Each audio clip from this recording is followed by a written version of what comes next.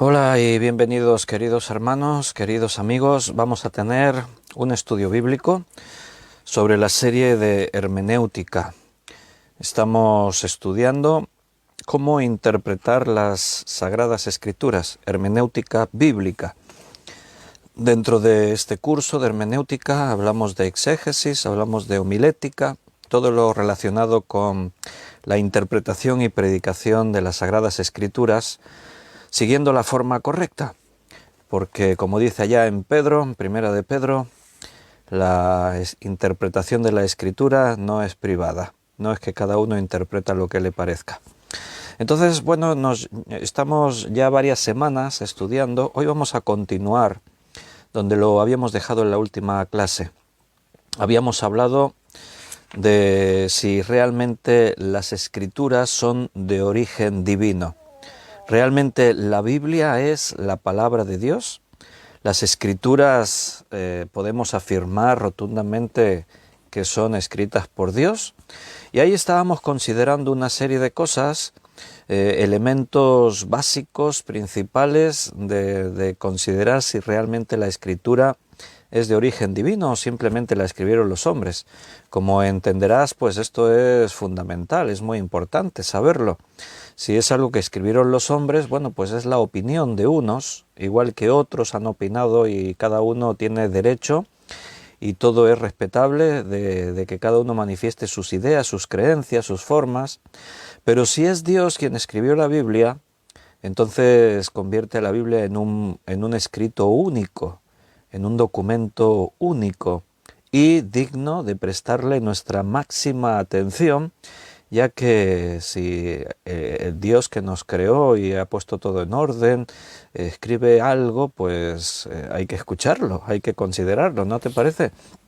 Entonces por eso estábamos detenidos ahí viendo el origen de la Biblia. Hablamos del Antiguo Testamento, vimos que la propia Escritura atribuye la autoría de la misma a Dios. Los profetas eran conscientes. Esto es fundamental. Yo os estuve mostrando a través de un montón de libros de los profetas cómo todos estos comienzan diciendo, o en algún punto del libro dice que esto es la palabra de Dios. Si Dios no hubiese firmado su palabra, pues si la propia Escritura no reclama que es Dios el autor, eso nos dejaba ahí realmente un dilema tremendo. Y bueno, hoy vamos a hablar un poco del Nuevo Testamento y hablaremos de otras cosas, de aparentes contradicciones bíblicas, de datos cronológicos, de ciencia. Vamos a ver a dónde nos lleva el Espíritu Santo y vamos a confiar en esto. Y lo primero que vamos a hacer es una oración. Le vamos a pedir a Dios que Él nos guíe para que realmente sea algo que nos edifique y venga de Él, no sean ideas de hombres. Hacemos una oración. Señor, ponemos este tiempo en tus manos, queremos pedirte que nos hables, que nos enseñes, guíanos a través de tu palabra a descubrir la verdad, esa verdad que transforma nuestras vidas, que nos cambia. Necesitamos, Señor, el alimento espiritual diario y también, Señor, necesitamos venir a tu palabra y leerla y estudiarla, siguiendo las normas adecuadas para que lo que estemos transmitiendo y recibiendo sea únicamente tu verdad. No queremos creer mentiras, no queremos estar ocupándonos en cosas que sean inexactas. Queremos recibir todo lo que viene de ti para nosotros y lo queremos recibir tal como tú dijiste, según estaba en tu mente el mensaje, así lo queremos recibir, no condicionado a nosotros que somos los oyentes. Por eso, Padre, nos ponemos en tus manos pidiéndote que nos dirijas, que el Espíritu Santo nos enseñe, nos dé sabiduría. Te ruego que tú bendigas a cada uno de mis hermanos que van a escuchar este estudio para que sirva de enriquecimiento en sus vidas y que ellos también puedan ser canales de bendición para transmitir tu palabra a otros. Te lo pedimos todo y te lo agradecemos en el nombre de nuestro Señor Jesucristo. Amén. Muy bien, hermanos, os saludo a todos los que ya estáis conectados. Algunos han escrito en el chat en directo, como Liliana, buenas tardes, María Luisa, que está en Francia, y bueno, escuchamos en las noticias que Francia, como otros países, Alemania, aquí en España también, las restricciones por el COVID-19 se van endureciendo.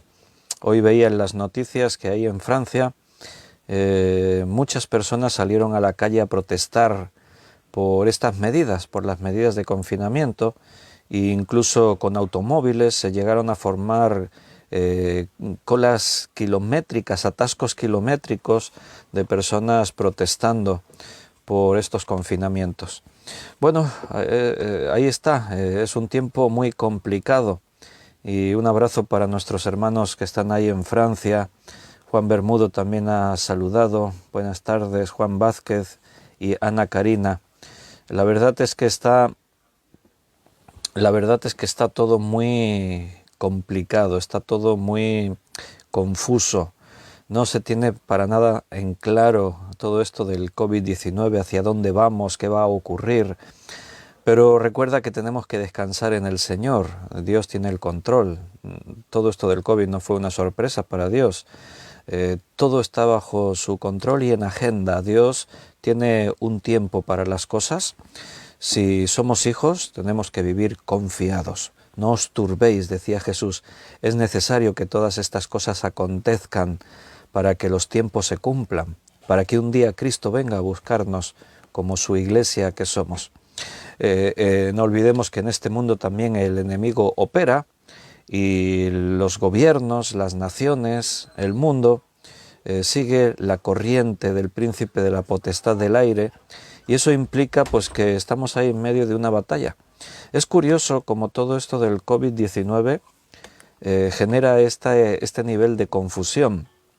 Yo desde marzo, han pasado ya como 7 meses creo, más de 7 meses, desde el 14 de marzo se confinó aquí en España, y desde aquel tiempo yo dije que me sorprendía mucho y que al final todo esto, si demostraba algunas cosas, una era que la sociedad ante una circunstancia determinada están dispuestos a hacer lo que la autoridad diga.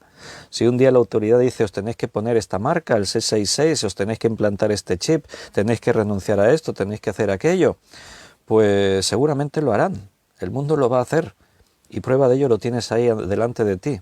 A mí me sorprendió que de pronto las autoridades, sin más fundamento que ir probando cosas, porque solo tienes que mirar para atrás y ver cómo se va un poco así dando palos de ciego. Vamos a ir probando cosas. Lo primero que se hizo en marzo fue cerrar los colegios, confinar a los niños. Ahora es al revés. Los niños son los únicos que siguen ahí yendo al colegio, que tienen libertad. Se va probando todo. Pero la sorpresa es esa, que nos dicen ahora aquí en Cataluña, nos han dicho que hoy viernes, sábado y domingo no podemos salir de la población en la que vivimos, confinados en la población. El resto de días podemos salir de la población, pero no de la comunidad autonómica, en este caso de Cataluña. Nos dicen que hay toque de queda de las 10 de la noche a las 6 de la mañana, no podemos salir a la calle. Y en general todo el mundo lo acepta. Vale, de acuerdo, lo hacemos. Hay algunos focos de resistencia, como estaba comentando lo que está pasando aquí en Francia y en otros países. En Alemania pasa, en Estados Unidos pasa. Gente que no está conforme y protestan, se quejan. Porque es que, ¿qué patrón se sigue para tomar estas medidas? ¿Qué criterio se sigue para decir las iglesias, reducción de aforo al 30%, pero los colegios de los niños al 100% siguen existiendo? ¿Qué criterios hay? ¿Por qué le damos importancia a una cosa y se la quitamos a otra? Bueno, repito, es todo muy confuso. No hay una información. Este día yo estaba escuchando en la radio a unos expertos debatiendo, y decían que el problema es cuando el delegado del gobierno, que sale casi cada día a dar el informe por televisión, dice lo que está pasando y las medidas que se han tomado en poco más de 30-40 minutos. Dice, claro, no hay información, no se nos dice por qué se toman esas medidas, qué estudios hay que avalen que conocemos que el virus actúa así, que se extiende de esta forma, que la medida correcta es esta, por esto, y se nos den las razones. No, simplemente se nos dice, hay que hacer esto, y la gente lo hace. Como borreguitos todos, lo hacemos todos. Hay algún foco de resistencia, algunos se quejan, se levantan y protestan, sobre todo los que están arruinados, porque hay un montón de negocios que se han arruinado por culpa de esto del COVID. Piensa que en marzo se cerraron bares, restaurantes, cines, un montón de estas cosas, parques de atracciones, ferias, etcétera. Pero después se permitió abrir. Eso sí, se les dijo, hay que tomar medidas. Por ejemplo, todo lo que sea hablar con la gente tiene que tener las mamparas de protección adecuadas, hay que señalizar todo esto, hay que hacer todo aquello. Todos esos establecimientos que querían seguir abiertos se gastaron mucho dinero en acondicionar sus locales para poder estar abiertos. Y cuando ya tenían los locales acondicionados, cuando ya estaba todo, bueno, ya nos hemos gastado aquí un dinero que ni teníamos porque venimos de unas pérdidas tremendas económicas, entonces dicen, no, hay que volver a cerrarlo. Bueno, ahora tú ponte en la piel de esas personas que tienen esos negocios. ¿Qué crees? ¿Qué haces? ¿Realmente se está pensando en las consecuencias de la crisis? ¿Se está pensando en otras muertes que genera la tensión, el estrés, la depresión, el que haya familias arruinadas? Todos los días escuchamos por televisión que los centros que reparten alimentos están desbordados. Ya han avisado que se están quedando sin los fondos que tenían de alimentos guardados para ayudar a familias. Cada día hay más gente que hace cola para que les den un lote con alimentos para que pueda comer su familia. Estamos en un mundo caótico. Occidente jamás, en el 2019, jamás se imaginó que estaríamos donde estamos, pero lo peor es que no sabemos a dónde vamos. Lo peor es que no sabemos qué nos depara los próximos meses, el próximo año que está cerca, el 2021. ¿Qué va a ocurrir? ¿Qué va a pasar? No se sabe. Y los que gobiernan no nos dicen el qué. Eso sí, ayer leía en la prensa que el presidente y los ministros de este país ya han aprobado la subida de sueldo que les corresponde a ellos. O sea, se han subido el sueldo. También ayer me compartían una noticia que aquí en la población en la que yo vivo se ha aumentado el impuesto de la basura que pagan los comercios, las tiendas, los comercios, los locales, se ha aumentado un 400%. Que tú dices, se dice pronto eso, un 400%. Y precisamente ahora, cuando están algunos hasta aquí asfixiados que no pueden más, leía en la prensa que España es uno de los únicos países de Europa que está aumentando los impuestos a la población. Ahora en la aprobación de los presupuestos, que el gobierno estos días ha estado debatiendo, pues se han aprobado medidas y en esas medidas subir impuestos. Bueno, ese es el mundo en el que estamos, es el mundo en el que vivimos. No sabemos por qué los hombres toman las decisiones que toman, no conocemos la motivación de cada uno en su corazón, pero no podemos esperar que el hombre haga lo bueno según la Biblia. Estábamos estudiando el otro día en la otra serie que estamos viendo de cómo alcanzar la vida victoriosa, estábamos viendo que la Biblia dice que no hay bueno ni uno. Entonces, bueno, pues nada, tenemos que estar ahí nosotros, hermanos, ocupándonos de las cosas que nos interesan y las cosas que son nuestra obligación, que es predicar el Evangelio del Reino. En este tiempo de tanta compulsión, de tanto desastre y tantas calamidades, el hombre, el ser humano tiene que ver la luz que brilla en nosotros y tienen que escuchar este mensaje del Evangelio. Y por lo tanto tenemos que estar utilizando la espada del Espíritu de la forma más efectiva, de la forma correcta, predicando la verdad de Cristo y confrontando a los que predican mentiras, los que predican falsas enseñanzas, herejías. De ahí que este estudio es tan importante. Desde nuestra sencillez y humildad, creo que el Espíritu Santo nos guía a poder defender la verdad de la palabra ante un mundo que está cada vez más desanimado, más desalentado, la ilusión de la vida se pierde. Bueno, tenemos que mostrar que hay mucho más de lo que el mundo ofrece. Lo que Dios ofrece no tiene nada que ver. Así que vamos a seguir hablando. Hablamos de que el Antiguo Testamento de alguna forma fue autentificado por Jesús y los escritores del Nuevo Testamento, porque prácticamente todos los libros del Antiguo Testamento son citados o por Jesús o por los escritores del Nuevo Testamento y los citan como palabra de Dios. Eso autentifica todos estos libros.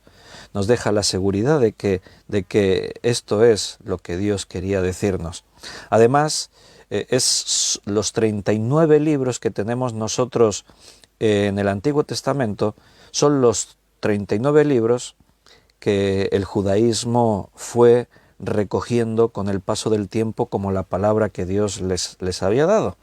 Solo que en las escrituras judías no se cuentan 39 libros, porque muchos de ellos están unidos, nosotros los tenemos separados, todos los libros dobles, primera y segunda de Samuel, primera y segundo de Crónicas, primero y segundo de Reyes, todos esos libros ellos los tienen unidos, Esdras y Nehemías los tienen unidos, etc. Entonces no coinciden los números, pero sí el contenido. Lo que tienen los judíos es lo que tenemos nosotros como el Antiguo Testamento. En el Nuevo Testamento tenemos 27 libros, que son los libros que consideramos inspirados, lo que se llamó el canon bíblico. Entonces, cada uno de esos libros reconocemos que es de origen divino, como dijimos en la última clase acerca de los libros del Antiguo Testamento. Ahora bien, claro, el Nuevo Testamento, no hay otro testamento posterior que autentifique este. No, la Biblia quedó cerrada en el Nuevo Testamento, en esos 27 libros. Entonces no tenemos esa herramienta, ese argumento en nuestra mano para decir por qué estos 27 libros y no otros o no menos. ¿Por qué precisamente estos 27 libros? Bueno, vamos a considerar algunas cosas. Vamos a ir primero al Evangelio de Mateo, capítulo 28, versículo 19 al 20. Es un texto muy conocido. Lo conocemos como la Gran Comisión. Mateo 28, del 19 al 20. Por tanto, id y haced discípulos a todas las naciones, bautizándolos en el nombre del Padre y del Hijo y del Espíritu Santo, enseñándoles que guarden todas las cosas que os he mandado, y aquí yo estoy con vosotros todos los días hasta el fin del mundo. Amén. Principalmente, los escritores del Nuevo Testamento eran los apóstoles o discípulos que Jesús escogió personalmente y a los que les dio autoridad para que fuesen a todas las naciones enseñando todo lo que Él les había mostrado.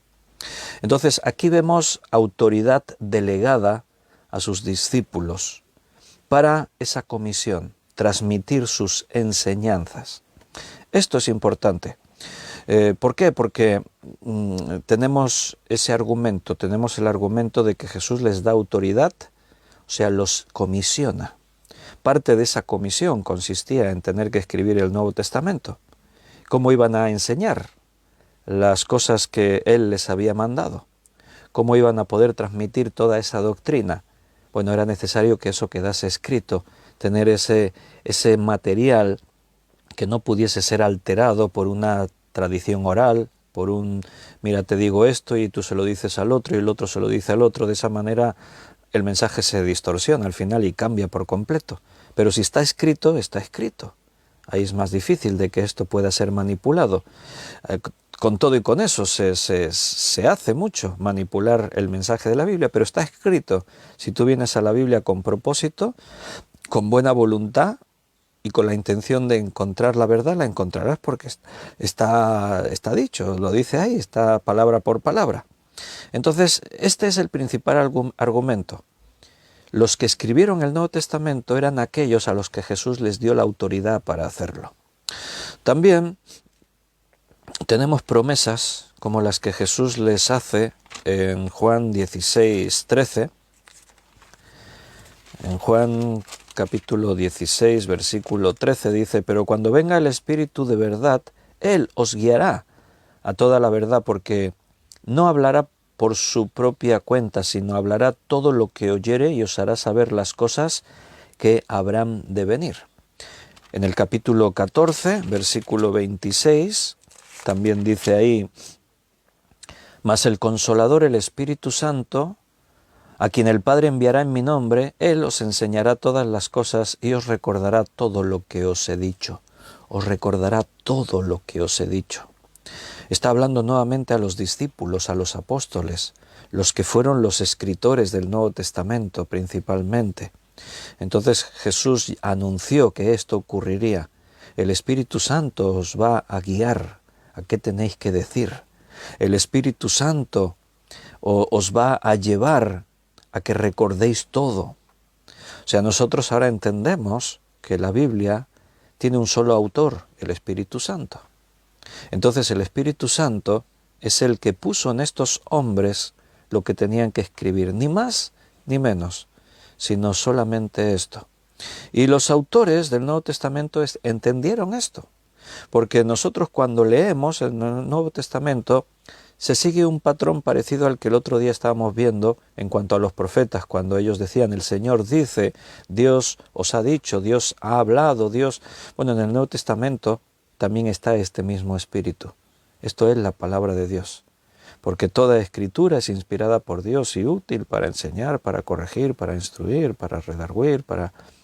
dice ahí que la palabra de Dios, el Nuevo Testamento, también es lo que Dios nos ha dicho. Entonces, aparte de eso, no me voy a extender demasiado en este punto, porque ya hemos hecho algún estudio hablando de cómo se formó el canon bíblico.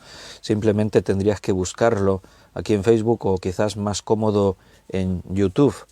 Que bueno, por ahí hoy que tenemos a Javi, pues el hermano que tiene que ir colgando los vídeos en YouTube. Y entonces, pues, recordatorio, Javi, así simpáticamente. Entonces, pues es más fácil igual encontrarlo en YouTube, el vídeo que habla de cómo se formó el canon bíblico. Pero bueno, déjame recordarte que los libros del Nuevo Testamento también se ve esa forma sobrenatural de que se van reconociendo como especiales. No es que de pronto se reúnen 3 o 4 personas y dicen: este y este libro son inspirados, los demás no. No, hubo como una especie de autoselección. Los padres de la Iglesia, esos líderes reconocidos que hubo al comienzo de los primeros años de la Iglesia, con todos los creyentes, fueron de alguna forma reconociendo que estos libros vienen de parte de Dios.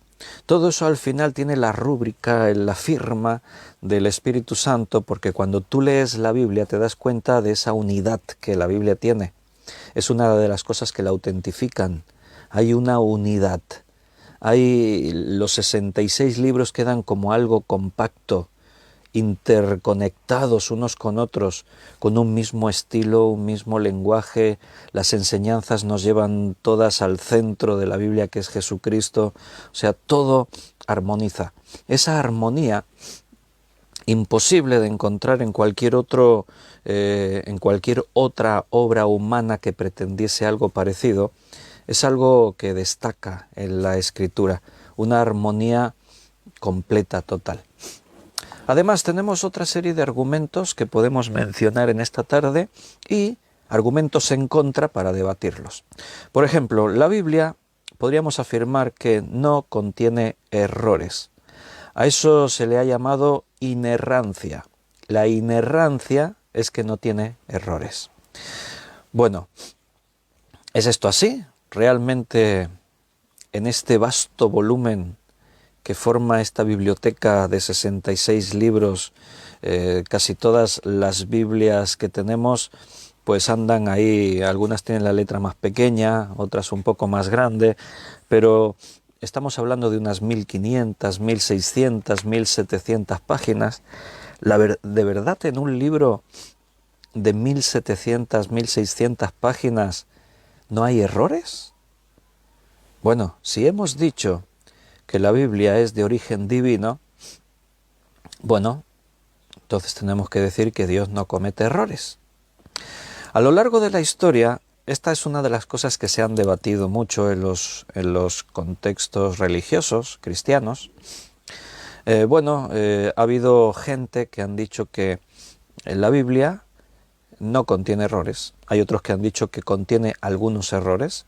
Hay otros que han dicho que la Biblia la escribieron los hombres, que la Biblia fue una obra que se formó a través de la evolución del judaísmo, que fue evolucionando y cambió al cristianismo, que asimismo que el judaísmo venía de otros pueblos más antiguos, y bueno, hay opiniones y explicaciones de todo tipo, pero bueno, nos interesa saber si realmente podríamos afirmar que la Biblia no contiene errores. Bien, tenemos que reconocer que hay aparentes discrepancias. Los padres de la Iglesia, cuando establecieron que la Biblia es inspirada por Dios, cuando se quedó como un dogma decir que esto es la palabra de Dios, o sea que la Biblia es de origen divino, debatieron sobre este asunto. Debatieron sobre esas aparentes discrepancias que existían en la Escritura, y entonces, bueno, pues se tenía que tomar una determinación, y se debatió, se discutió, y en un acto de fe, la Iglesia, los padres de la Iglesia, declararon como dogma que la Biblia es infalible, la Biblia no se equivoca, la Biblia todo lo que dice es la verdad absoluta, por lo tanto la Biblia no contiene errores. Muy bien, una de las cosas que se ponían en duda era la descripción que hace Génesis del mundo antiguo. Génesis es el libro de los orígenes.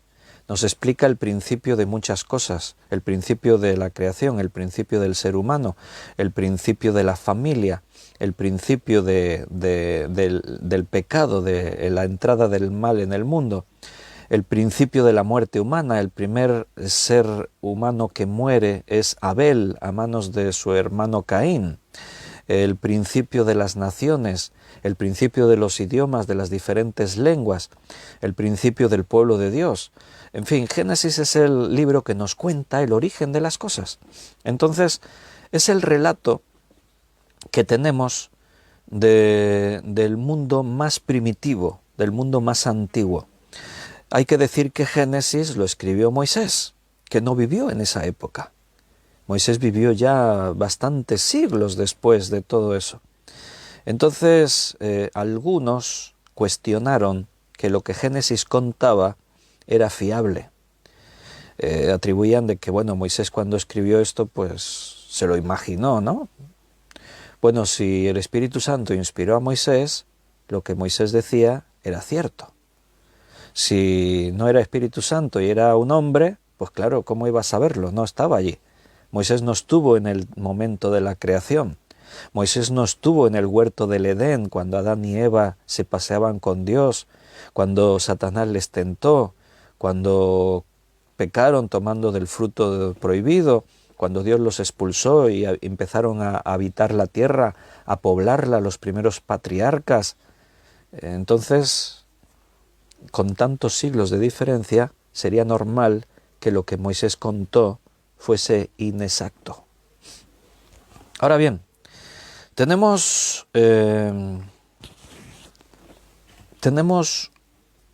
descubrimientos muy recientes en cuanto al vasto tiempo histórico que demostraron que el relato del Génesis era correcto.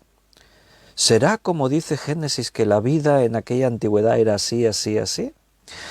Mira, la arqueología moderna descubrió y sigue descubriendo. Hace poco tuvimos a Tim López aquí en la iglesia hablándonos de arqueología bíblica, muy interesante. Si no lo visteis os lo recomiendo, lo tenéis ahí en Facebook grabado días atrás, podéis buscarlo y lo escucháis. Pero la arqueología moderna ha descubierto y sigue descubriendo que lo que la Biblia dice es verdad. O sea, la arqueología corrobora el testimonio bíblico. Y hubo dos descubrimientos, así como muy destacados. Uno fue el descubrimiento arqueológico, se conoce con el nombre de Ugarit, en 1928, y el otro el yacimiento arqueológico Mari, en 1993. Y esos dos descubrimientos arqueológicos aportaron mucha información que atestiguaba, afirmaba que lo que la Biblia cuenta en Génesis del mundo antiguo era cierto, coincidía con esos descubrimientos, quedaba demostrado, quedaba así de esa forma.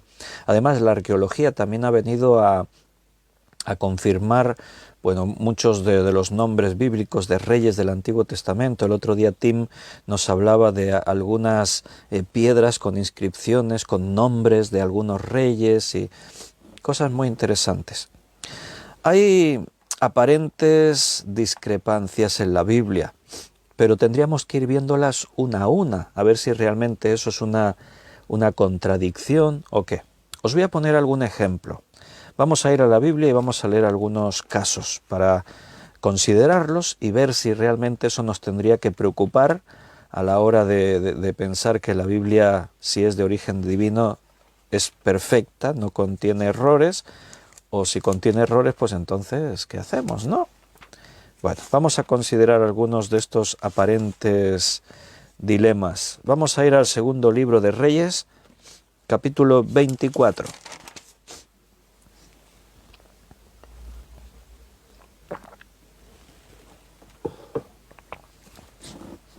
Segundo libro de Reyes 24:8 dice acerca de Joaquín, que fue uno de los reyes del pueblo de Dios. Dice, de 18 años era Joaquín cuando comenzó a reinar, y reinó en Jerusalén 3 meses. El nombre de su madre fue Neusta, hija de Elnatán de Jerusalén. Muy bien, si yo os pregunto, por lo tanto, ¿cuántos años tenía Joaquín cuando empezó a reinar? ¿Cuántos años tenía Joaquín cuando empezó a reinar en Jerusalén? Respuesta de concurso bíblico. Y entonces el pueblo dice 18 años. Correcto, ahí dice 18 años. Pero vámonos a segundo libro de Crónicas, capítulo 36, versículo 9. Tú sabes que libros de Reyes y libros de Crónicas nos cuentan las mismas historias desde perspectivas distintas. Una aporta unos datos, otra los omite, pero aporta otros, entonces se complementa. Dice segundo libro de Crónicas 36:9. De 8 años era Joaquín cuando comenzó a reinar y reinó 3 meses y 10 días en Jerusalén, e hizo lo malo ante los ojos de Jehová. Vaya, ¿ahora qué hacemos con el concurso bíblico que teníamos? ¿Cuántos años tenía Joaquín cuando empezó a reinar en Jerusalén? Pues según Segunda de Reyes 24:8, de 18 años era Joaquín cuando comenzó a reinar. ¿Y cuánto tiempo reinó? 3 meses. Bueno, y según segundo libro de Crónicas 36:9, ¿cuántos años tenía Joaquín cuando comenzó a reinar? De 8 años era Joaquín cuando comenzó a reinar. ¿Y cuánto tiempo reinó? 3 meses y 10 días. Vaya, ¿qué pasó aquí? ¿Qué ocurrió aquí? Bueno, mira, ante estas aparentes contradicciones o discrepancias, tenemos que entender una cosa. Nosotros, lo que tenemos en nuestra mano, esto que yo tengo aquí, ¿qué es? Dice ahí, Santa Biblia. Correcto, esto es la palabra de Dios. Pero no te olvides que este no es el original. Esto es una copia. Copia de copias, de copias, de copias durante miles de años. Entonces, cuando nos encontramos ante hechos como este, estamos hablando de que hay probablemente un error de copia, no en el original. El original daba un dato. Ahora bien, al copiarlo, probablemente hubo un error en la copia.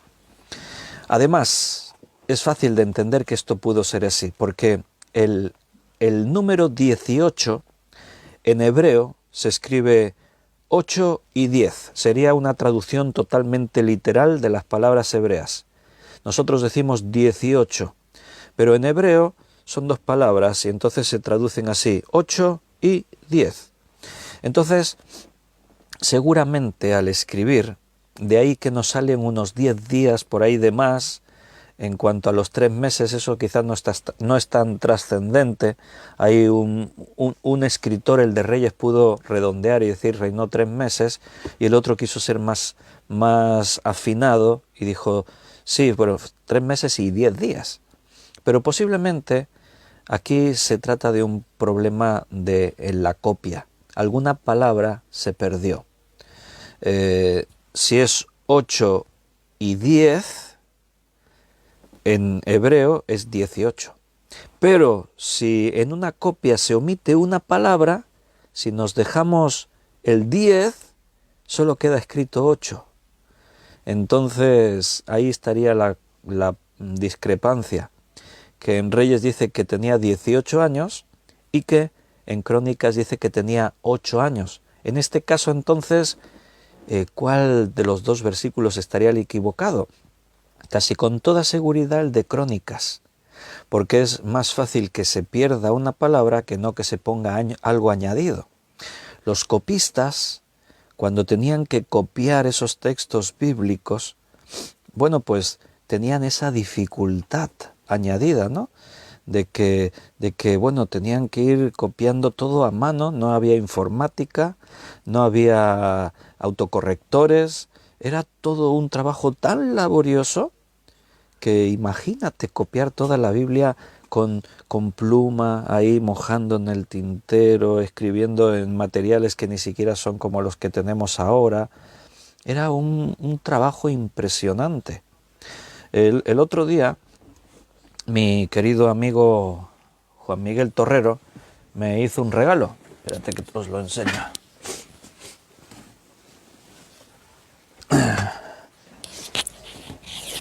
Me regaló esto. ¿Se ve bien? Bueno, lo veis invertido. Entonces, esto lo hizo él. Él, además de escritor, es un artista. Él dibuja, él pinta, él hace reproducciones. Esto es una reproducción del Codex Alejandrino. O sea, esto sería una copia de Lucas 12, 54 a 59, una traducción. Entonces él, cuando me lo regaló, me estaba explicando cosas y me decía, bueno, él lo hizo esto utilizando los materiales de la época, o sea, con cáñamo, ahí mojando y haciéndolo todo a mano, caligrafía. Bueno, es un artista, nuestro hermano Juan Miguel.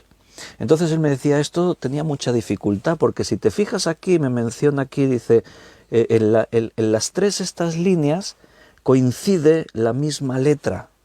Entonces era muy fácil que cuando tú vas copiando, al fijarte, te equivoques y te vayas a la línea anterior porque la letra coincide donde tú estás.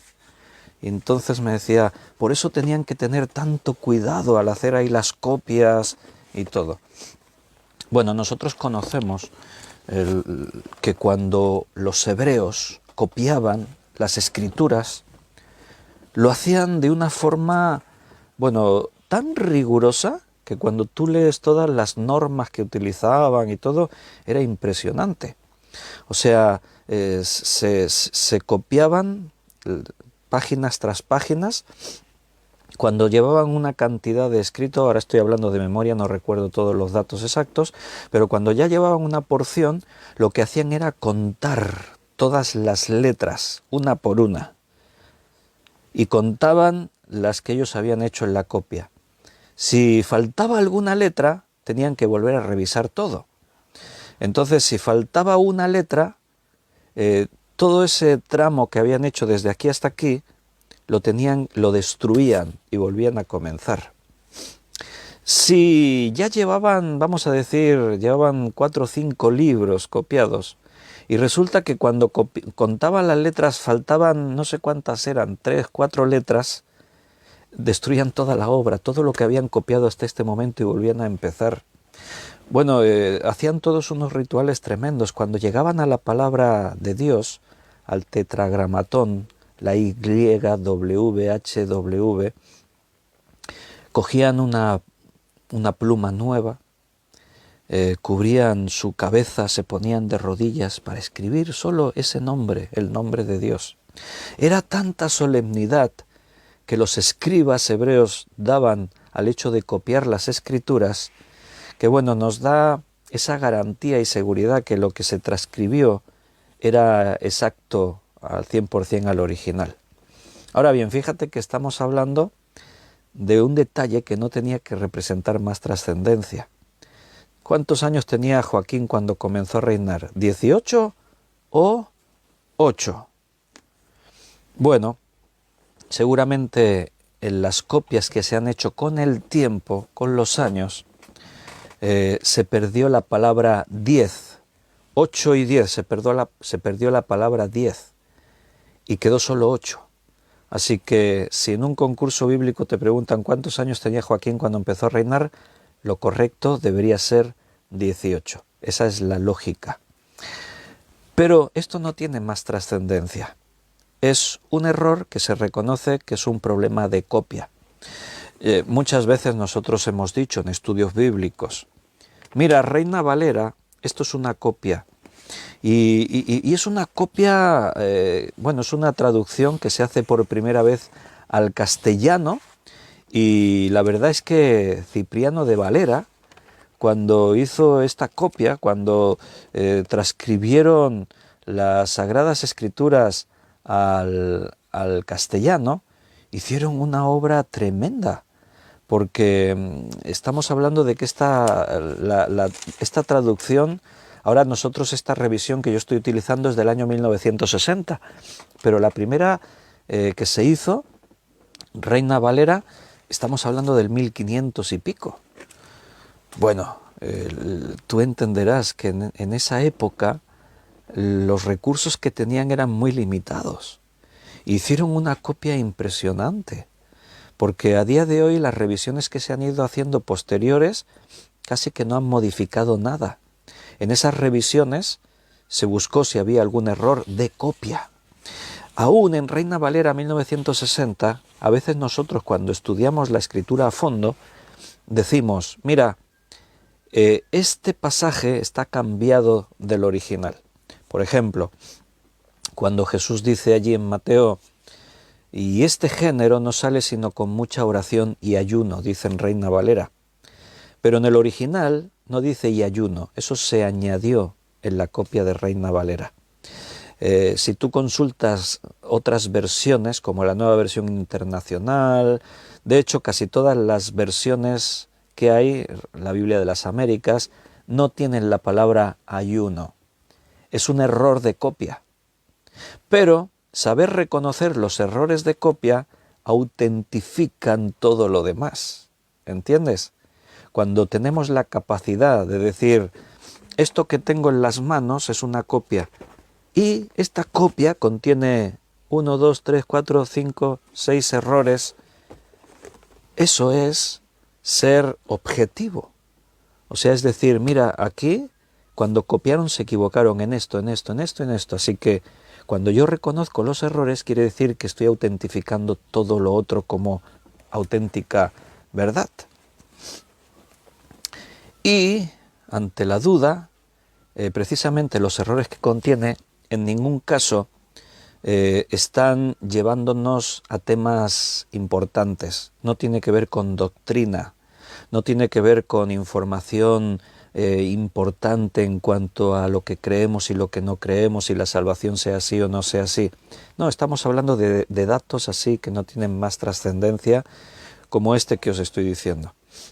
Entonces, si decimos que la Biblia es de origen divino y por lo tanto no contiene errores, seguimos afirmándolo, porque aquí lo que estamos debatiendo es considerar las diferentes copias de versiones y traducciones para ver si se mantuvieron fieles a los originales.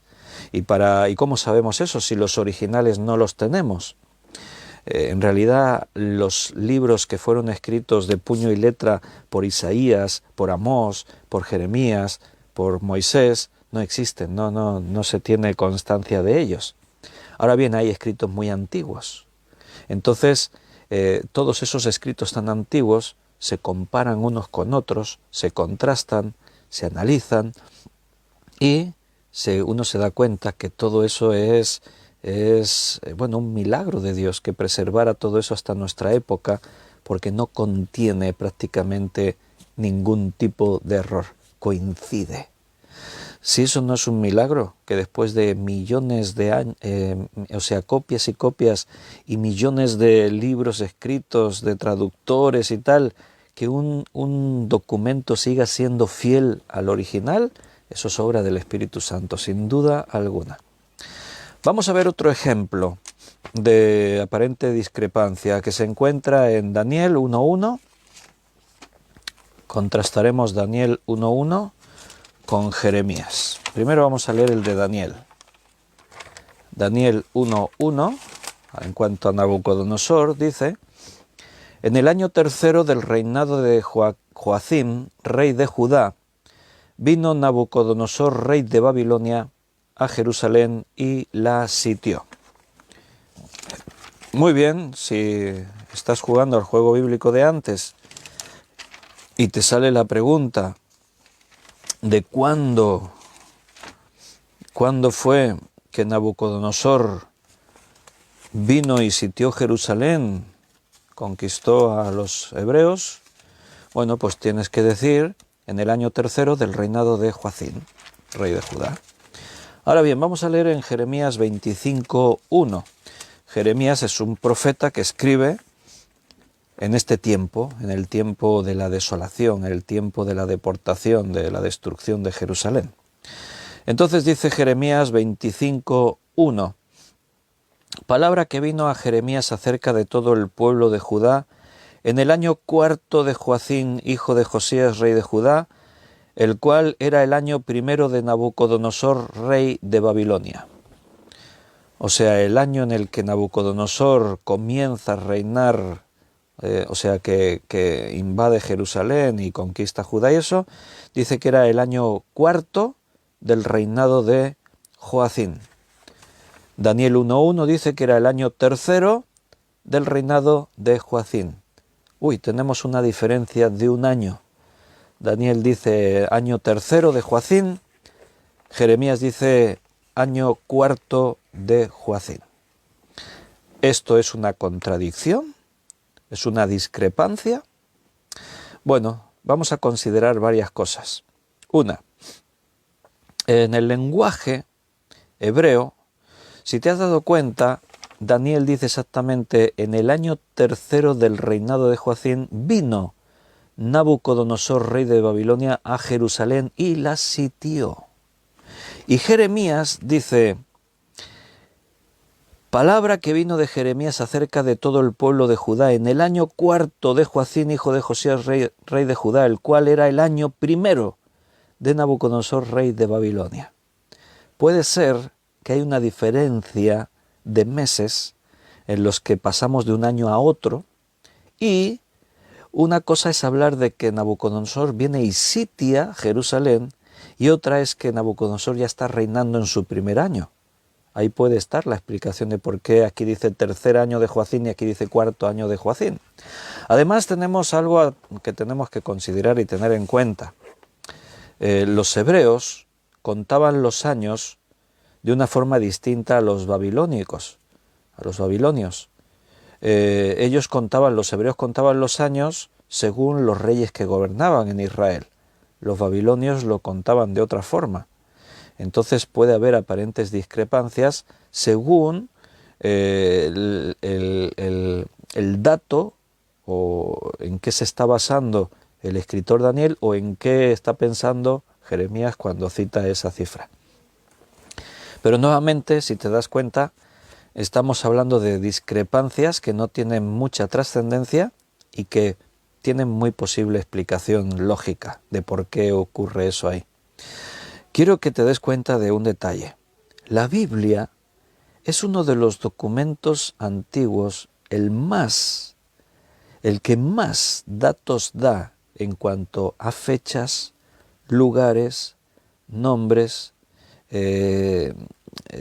lapsus de tiempo, o sea, lo mide todo. Hay muchos libros por ahí antiguos, pero no se pueden comparar en la Biblia. Y estaba el rey no sé quién en no sé qué sitio y estaba reinando. No, la Biblia te dice cuándo ocurrió eso, en qué año, qué circunstancias rodeaban a esos acontecimientos, qué otros reyes había, cuánto duró. O sea, la Biblia te da todos los detalles. Ahora explícame, en un vasto de tiempo tan amplio que cuenta la Escritura, estamos hablando de varios miles de años de historia, la Biblia dándote datos de cuándo era que éste reinó, de cuándo fue que se murió, de cuándo fue que nació, cómo se llamaban sus padres, cuánto tiempo duró su reinado, qué distancia había de aquí a aquí, cuándo fue que ocurrió esto, y te da todos los datos, que estemos tú y yo ahora aquí, diciendo, mira, quizás hubo unos meses ahí de discrepancia porque Jeremías dijo, porque Daniel dijo, o que estemos tú y yo aquí hablando de que tenía 18 o tenía 8 años Joaquín cuando empezó a reinar y tal. Bueno, esto es una relevancia impresionante en cuanto a que la Biblia tiene una autoridad increíble, inexplicable humanamente hablando, porque después de tantos años de historia y tanta gente escribiendo sobre los mismos temas, que no haya contradicciones, que no haya realmente textos aquí comprometidos que tú y yo ahora tuviésemos aquí problema para explicar. ¿Y esto cómo lo explicamos? Bueno, eso es una demostración que la Biblia es infalible, que la Biblia no se equivoca, que es de origen divino. Si hay algún pequeñísimo aparente contradicción o discrepancia, es lo que estamos analizando y teniendo en cuenta eso, que estamos hablando de copias, no de originales. Si tuviésemos el original, no estaríamos hablando de todo esto. Podemos hablar también de la ciencia natural en expresiones bíblicas. A mí me hace sonreír cuando los escépticos, los que tratan de encontrar fallos en la Biblia, recurren a argumentos como los que estamos aquí hablando. Me hace sonreír porque pienso, pobrecitos, si no tienen nada más que eso para intentar decir que la Biblia se equivoca, pues la verdad es que son dignos de tener así lástima porque se han metido en una misión imposible. Por ejemplo, uno de los argumentos que se usan para intentar decir que la Biblia tiene errores, se equivoca, es lo que describe el Salmo 19, versículo 4, cuando dice, por toda la tierra salió su voz y hasta el extremo del mundo sus palabras. ¿De qué está hablando? Del sol. En ellos puso su tabernáculo para el sol. Y dice en el versículo 6, de un extremo de los cielos es su salida y su curso hasta el término de ellos, y nada hay que se esconda de su calor. Algunos dicen, científicos, evolucionistas sobre todo, los que no creen que Dios exista y que creó todo, ¿no? Dicen, ¿ves cómo la Biblia se equivoca? Aquí dice de que el sol salió y recorrió todo. El sol no sale y no recorre, el sol está quieto, es la tierra la que gira alrededor del sol. Los antiguos se pensaban que la tierra era el centro del universo y que todo giraba a su alrededor. Correcto, pero eso es una cosa. Una cosa es lo que el mundo antiguo afirmaba. La tierra es el centro del universo. Si algún científico se atrevía a cuestionar eso, tenían que tratar con él la Inquisición y estos medios, ¿no? Era una ofensa, una herejía. No, la Tierra no es el centro del universo, hoy en día ya lo sabemos. Era mucha presunción, ¿no? Los hombres somos el centro del universo. Bueno, en realidad sí lo somos, según la Biblia, todo fue creado por nosotros, pero en cuanto a objetos moviéndose no es así. El sol no se mueve, así que sale, la Tierra está aquí quieta y entonces el sol hace así sale. se esconde y es el sol el que gira alrededor de la tierra. No. Pero ¿dónde está el problema? En cómo habla la Biblia si nosotros hablamos así. ¿O no decís vosotros, mira, ya ha salido el sol? Mira, el sol ya ha recorrido todo esto. Mira, ya se ha puesto el sol. Es un lenguaje desde el punto de vista de la perspectiva humana. Desde nuestra perspectiva, nosotros vemos salir el sol y vemos al sol ponerse. Lo que está haciendo David al escribir el Salmo 19 es escribir desde su perspectiva. Pero no está escribiendo un libro científico. No está explicando el movimiento de los astros. No hace eso. Utiliza un lenguaje humano que todos usamos todos los días y nadie le da más importancia. Cuando tú le dices a alguien, mira, ya ha salido el sol, el otro no se ríe de ti, se burla y dice, ¡hala, qué tonto que eres, que el sol no sale! Y el sol no... No, es un lenguaje que todos aceptamos y entendemos como coloquial porque está formado, está argumentado sobre nuestra perspectiva humana. Desde nuestra perspectiva, nosotros no vemos cómo la Tierra se mueve, vemos cómo el sol aparece y desaparece en el horizonte. Mira, en el periódico de Cataluña, por decir uno, yo vivo aquí en Cataluña, pues el periódico de Cataluña tiene la sección del tiempo. Y en la sección del tiempo, ahí todos los días habla de la hora en la que sale el sol y la hora en la que el sol se pone. E incluso la luna. La luna sale y se pone a tal hora. O sea, está equiparando el sol a la luna. La luna sí gira alrededor de la Tierra, pero el sol no.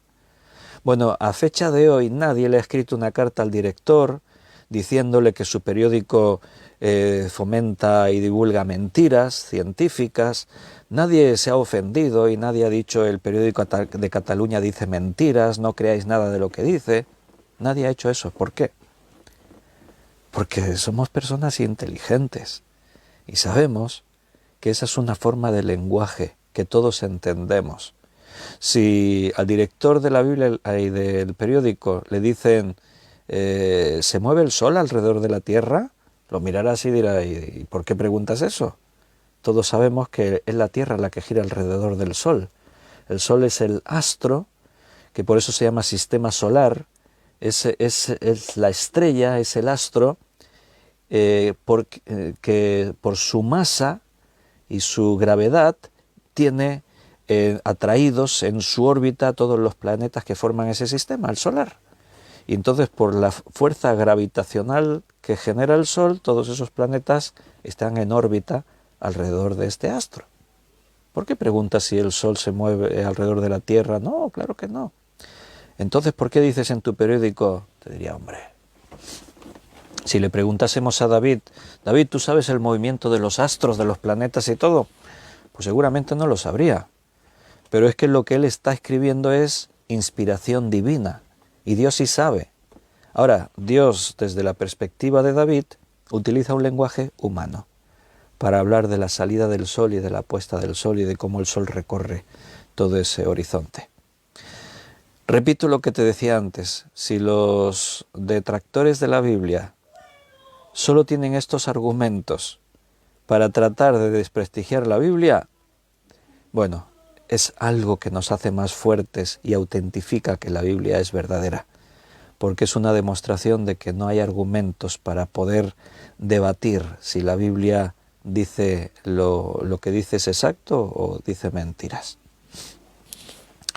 Estos mismos dicen, no, pero es que la Biblia dice que, por ejemplo, el corazón y las entrañas son el centro de las emociones y todo el mundo sabe que el corazón es un órgano y que las entrañas son las vísceras y todo lo que está dentro del hombre y ahí no hay emociones ningunas.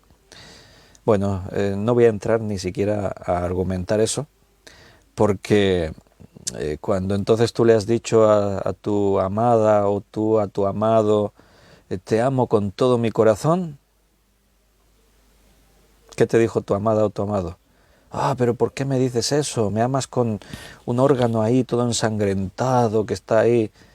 No, hombre, yo realmente me sorprende cuando los que intentan desprestigiar la Biblia utilizan esos argumentos. Dices, pobrecitos, no tienen otra cosa. Bueno, En Mateo 13:32 vamos a ver otro ejemplo, a ver si Jesús se equivocó y por lo tanto la Biblia se equivoca o si tenemos una explicación para eso.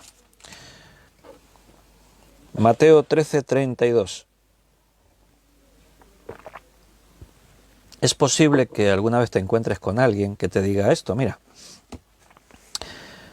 el cual, a la verdad, es la más pequeña de todas las semillas, pero cuando ha crecido es la mayor de las hortalizas y se hace árbol, de tal manera que vienen las aves del cielo y hacen nidos en sus ramas. ¿De qué está hablando Jesús? De la semilla de la mostaza, lo dice en el versículo anterior. El reino de los cielos es semejante al grano de mostaza que un hombre tomó y sembró en su campo, el cual a la verdad es la más pequeña de todas las semillas. Hoy en día, un biólogo, un científico, te va a decir, pero ahí se equivocó Jesús porque la semilla de la mostaza no es la semilla más pequeña que se conoce. ¿No? No. Y tiene razón. La semilla más pequeña que a día de hoy se conoce es una semilla de una especie de orquídea que se encuentra en las selvas tropicales. Y esa es la semilla más pequeña que se conoce. Entonces, ¿se equivocó Jesús? ¿La Biblia se equivoca cuando dice que la mostaza tiene la semilla más pequeña? No, nuevamente estamos ahí con lo mismo, hombre, con lo mismo de antes. La mostaza es la semilla más pequeña que se conoce o se conocía en el entorno del mundo en el que Jesús habla. En las tierras de Israel, en las tierras hebreas, la mostaza era la semilla más pequeña. Cuando Jesús dice esto, lo está diciendo dentro de su contexto histórico, de conocimiento de lo que hay ahí. No hubiese tenido sentido que Jesús les hubiese dicho, la semilla es casi la más pequeña porque hay una más pequeña que es la semilla de una orquídea que se encuentra en las selvas tropicales. Y los oyentes se quedan ahí pensando, olvidan el mensaje, ya lo que Jesús les estaba enseñando acerca de la fe comparada con la semilla de la mostaza ya no tiene que ver. Se hubiesen quedado todos pensando, ¿y qué es una orquídea? ¿Y qué lugar es ese? ¿Selvas tropicales? ¿Qué es eso? No tenía sentido en el argumento, la forma de expresión que Jesús está transmitiendo una enseñanza, no tenía sentido tratar de explicar si la mostaza realmente es la más pequeña de todo el mundo o es la más pequeña de lo que vosotros conocéis. Jesús le está hablando a unos oyentes y para ellos la mostaza tiene la semilla más pequeña, punto.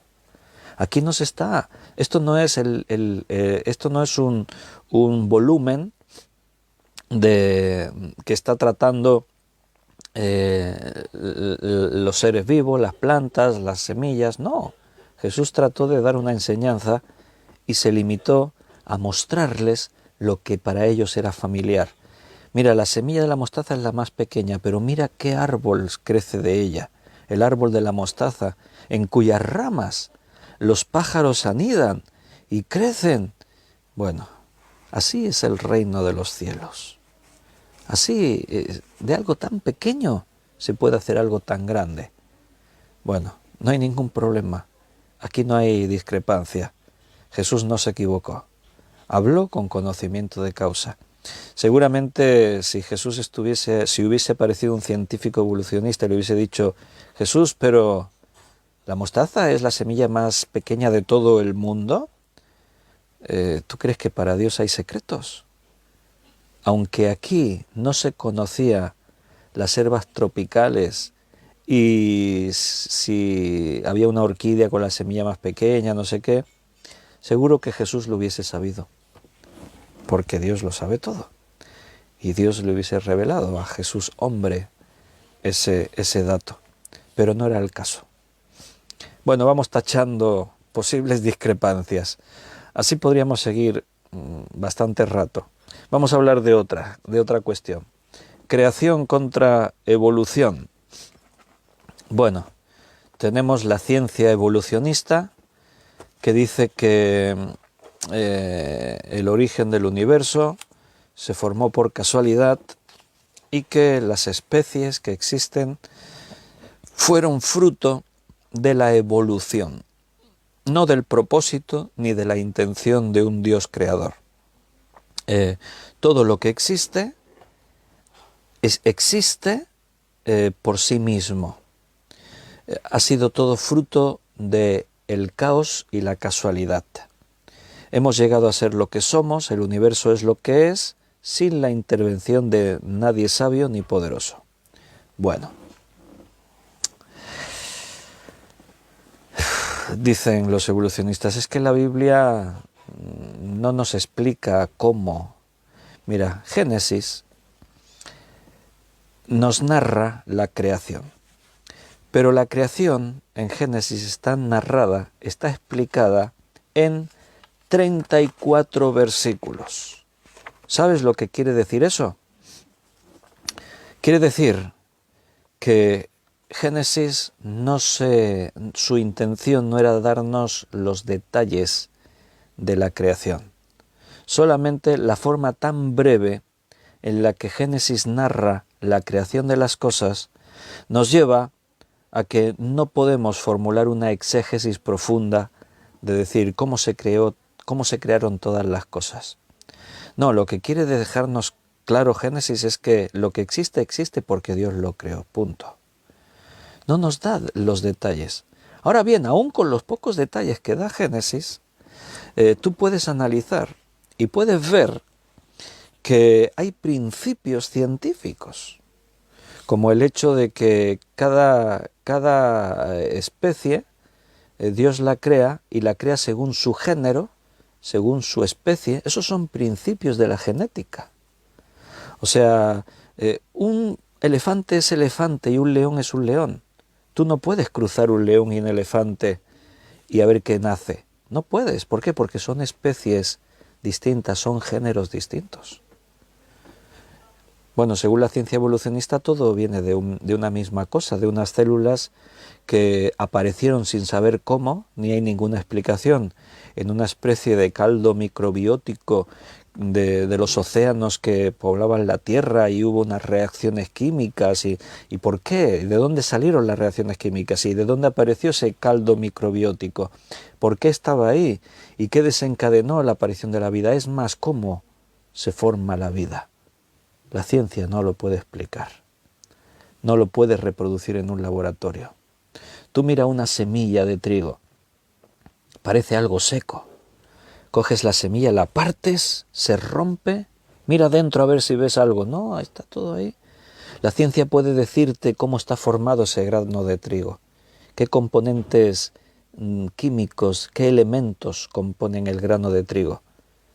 Y lo pueden incluso imitar, reproducir en un laboratorio. Mira, cogemos lo que tiene, que si tiene el almidón, que si tiene no sé qué. Pero ¿y ahora cómo le pones la vida?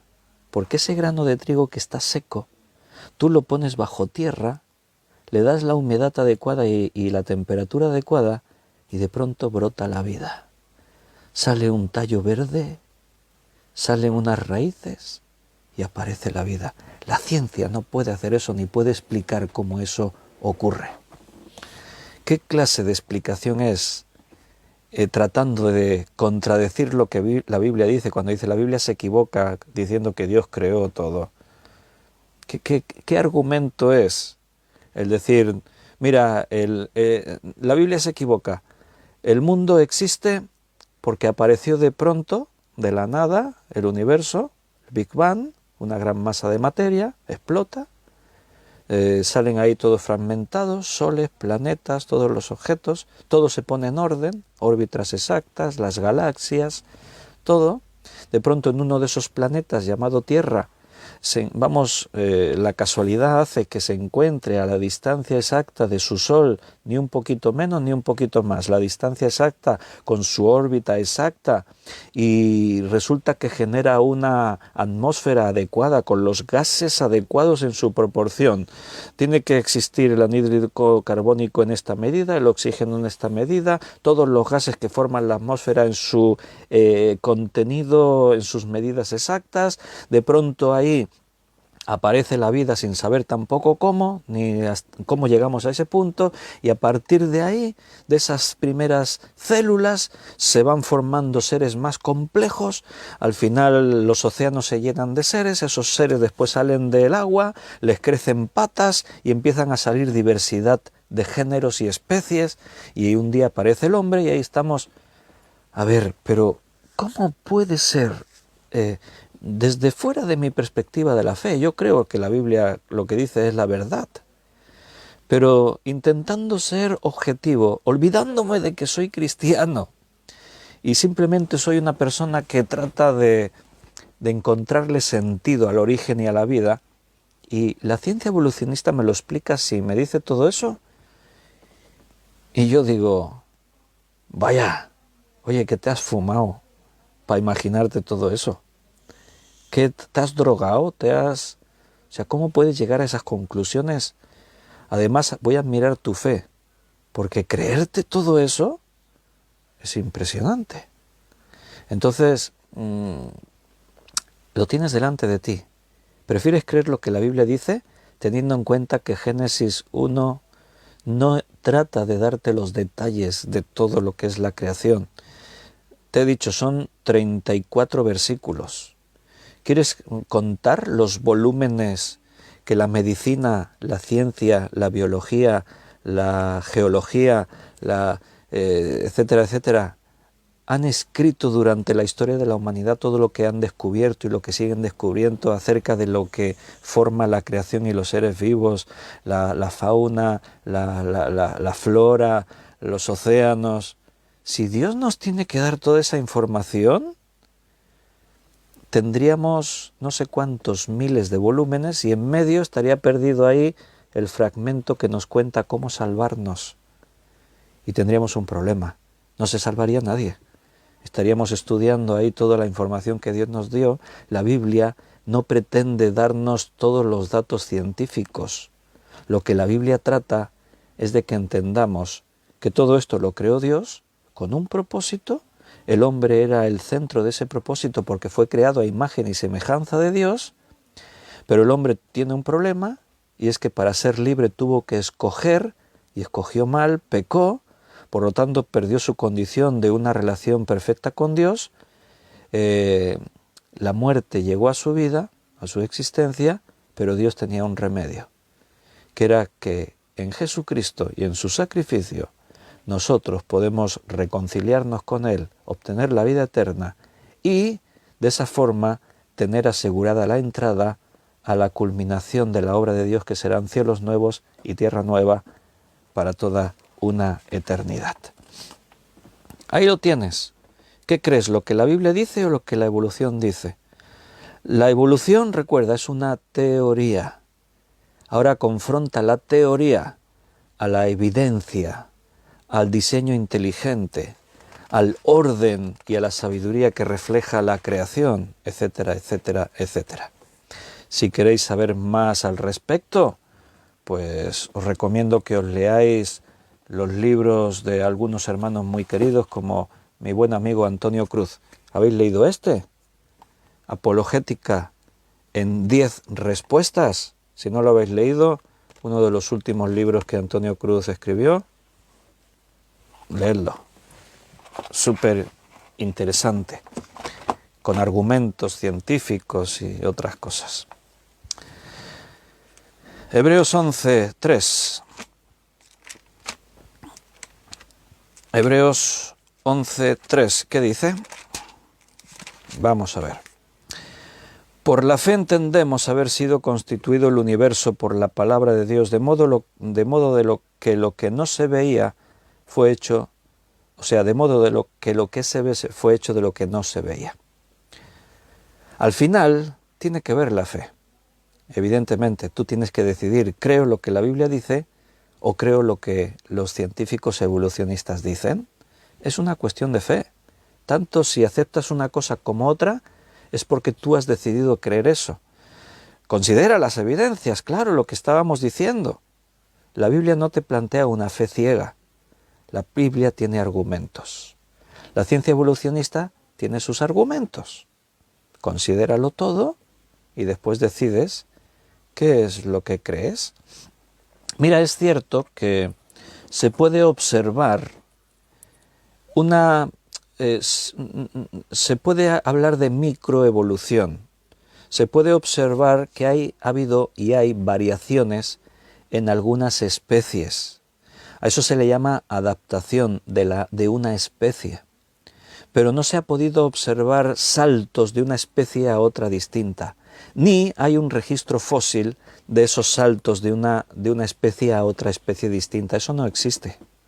Ahora es cierto de que los seres vivos, las plantas, todo lo que tiene vida, a veces sufre algunas variaciones porque necesitamos adaptarnos. Dentro de la misma raza humana, según el clima y según el lugar en el planeta en el que vives, hay una adaptación.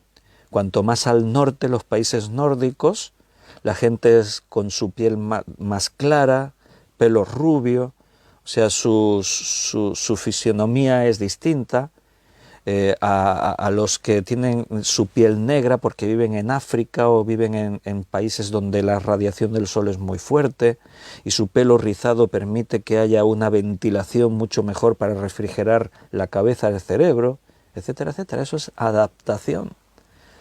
Algo que Dios creó con la sabiduría de que la vida pueda seguir sobreviviendo en este planeta. Pero no hablamos de evolución en cuanto a saltos de una especie a otra. ¿Dónde existe eso? Los cáninos siguen siendo cáninos y bueno, cada especie, ¿no? No me salía la palabra de los caballos, bueno, es igual. Los perros son perros, los caballos caballos, y dentro de los perros hay diferentes razas y dentro de los caballos hay diferentes razas. Pero no es que, mira, esto era un perro y con el paso de los años dejó de ser perro y se convirtió en caballo. No existe ni observable ni en registro fósil. Y vamos al Nuevo Testamento. ¿Hay contradicciones en el Nuevo Testamento? Bueno, seguimos en la misma línea de lo que hemos visto hasta ahora. Podría parecer que hay alguna contradicción por ahí, pero realmente es... Por ejemplo, uno de los acontecimientos que narran los evangelios, la tentación de Jesús, Mateo capítulo 4, versículo del 1 al 11. Entonces Jesús fue llevado por el Espíritu al desierto para ser tentado por el diablo, y después de haber ayunado 40 días y 40 noches tuvo hambre. Y vino a él el tentador y dijo: si eres hijo de Dios, di que estas piedras se conviertan en pan. Él respondió y dijo: escrito está, no solo de pan vivirá el hombre, sino de toda palabra que sale de la boca de Dios. Entonces el diablo le llevó a la santa ciudad y le puso sobre el pináculo del templo y le dijo: si eres hijo de Dios, échate abajo, porque escrito está, a sus ángeles mandará cerca de ti y en sus manos te sostendrán para que no tropieces con tu pie en piedra. Jesús le dijo: escrito está también, no tentarás al Señor tu Dios. Otra vez le llevó el diablo a un monte muy alto y le mostró todos los reinos del mundo y la gloria de ellos, y le dijo: todo esto te daré si postrado me adorares. Entonces Jesús le dijo: vete, Satanás, porque escrito está, al Señor tu Dios adorarás y a él solo servirás. El diablo entonces le dejó, y aquí vinieron ángeles y le servían. Bien, esta es la narración de Mateo. ¿Cómo lo cuenta Lucas? Vámonos a Lucas capítulo 3, versículo 13. Lucas 3, 13.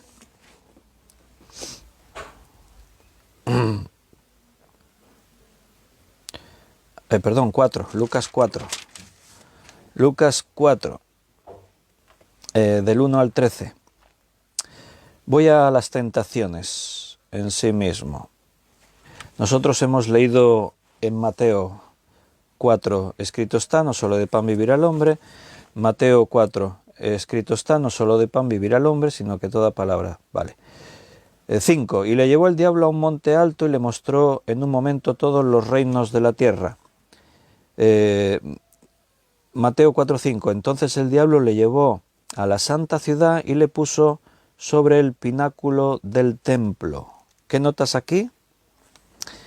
Que la segunda y la tercera tentación están cambiadas en orden.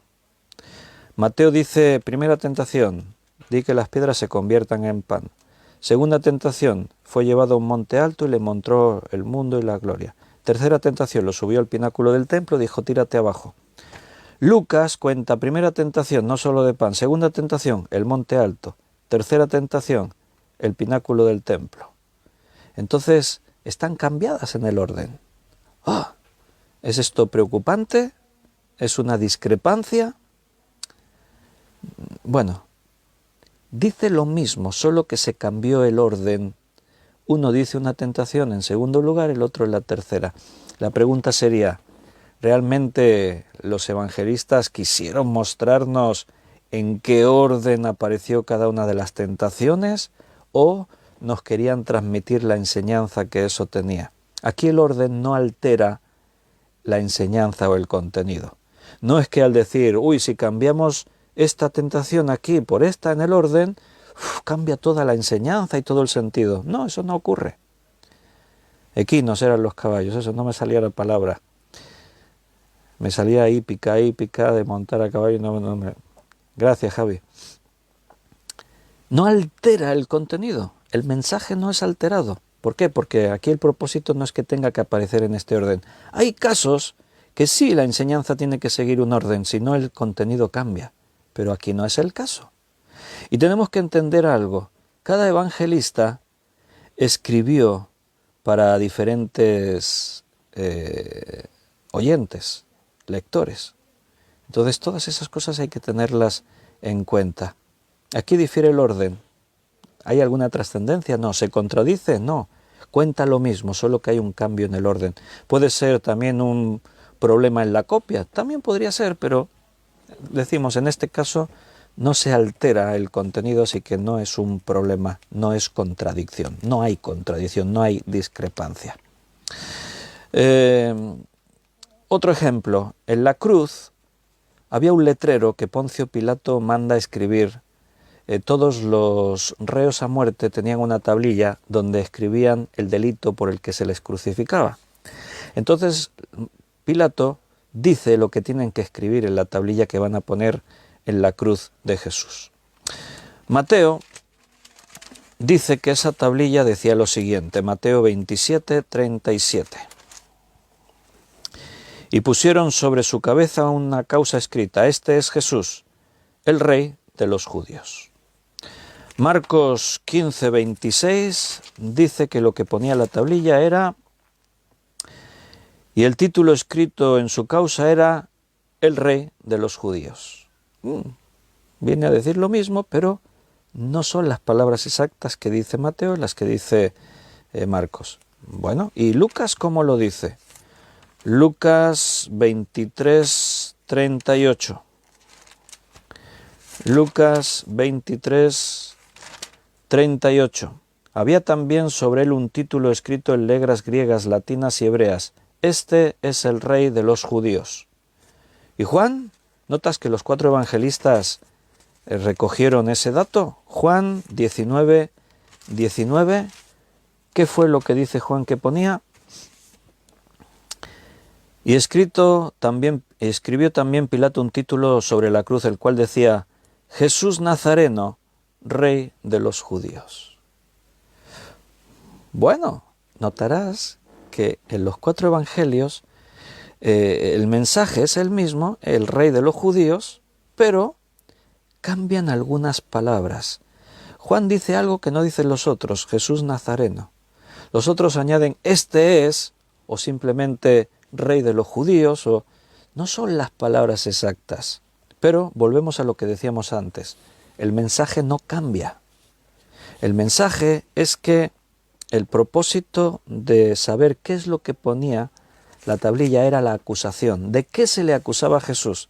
De haberse proclamado el Rey de los judíos, no cualquier rey, el Rey de Reyes. Para los judíos era el hacerse igual a Dios.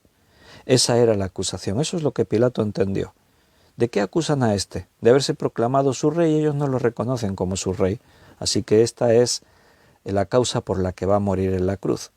Si hay una palabra más o una palabra menos, tienes que entender algo, lo que yo antes os decía. Mira, Mateo escribió pensando en los judíos.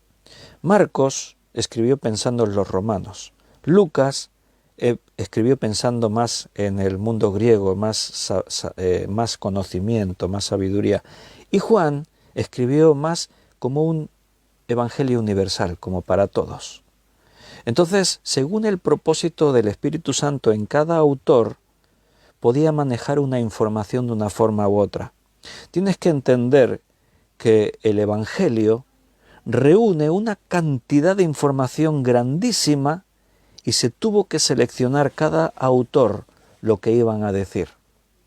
Incluso la diferencia entre los que lo vieron con sus propios ojos como apóstoles, como Juan y Mateo, a alguien que estaba en ese tiempo pero no era un apóstol, podía ser un discípulo como Marcos, o incluso como Lucas, que no conoció a Jesús personalmente, pero a posteriori hizo un trabajo de investigación, entrevistó a los testigos oculares, los que vivieron todo eso en primera persona, reunió toda la información y escribió. Y lo sorprendente es que los 4 evangelios dicen lo mismo. Y nos tenemos que tomar el tiempo aquí para debatir los detractores de la Escritura en cosas tan insignificantes como esta. Dice en Juan 21:25, y hay también otras muchas cosas que hizo Jesús, las cuales si se escribieran una por una, pienso, y ahora aquí dice una hipérbole formidable Juan, pienso que ni aun en el mundo cabrían los libros que se habrían de escribir. Amén, dice ahí. Bueno, hermanos, tenemos que terminar porque me tengo que ir para que tengamos la clase hoy del seminario a las 8 en la iglesia. Y por hoy creo que hemos recibido mucha información sobre hermenéutica, preparando después más reglas hermenéuticas. Estábamos viendo en estas últimas 2 clases la importancia de la Biblia, si eso no es la palabra de Dios, si en base a eso contiene o no contradicciones, etcétera, etcétera. Igual todavía podemos terminar de ver un poquito sobre este tema, pero ya vamos a ir metiéndonos más en lo que es en sí mismo cómo interpretar la Biblia.